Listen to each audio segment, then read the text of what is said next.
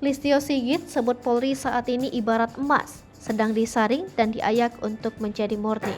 Kepala Kepolisian Republik Indonesia Jenderal Listio Sigit Prabowo mengatakan saat ini jajaran Polri sedang diuji. Namun Listio Sigit tak mengatakan lebih rinci terkait ujian yang dihadapi Polri.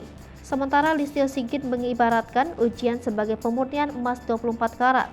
Sigit pun berharap ujian itu akan membuat Polri menjadi lebih dicintai dan semakin dekat dengan masyarakat. Terkait hal itu, Sigit menghimbau jajarannya untuk tetap bertahan guna mencapai tujuan bersama.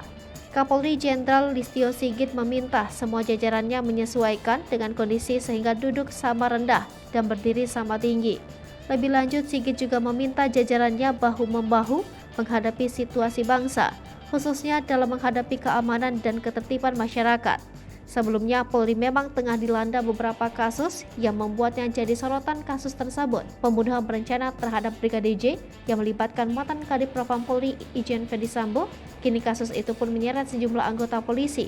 Selain itu muncul kasus baru yang menyeret Kapolda Sumatera Barat yakni Irjen Teddy Minahasa yang diduga terlibat penjualan barang bukti narkoba.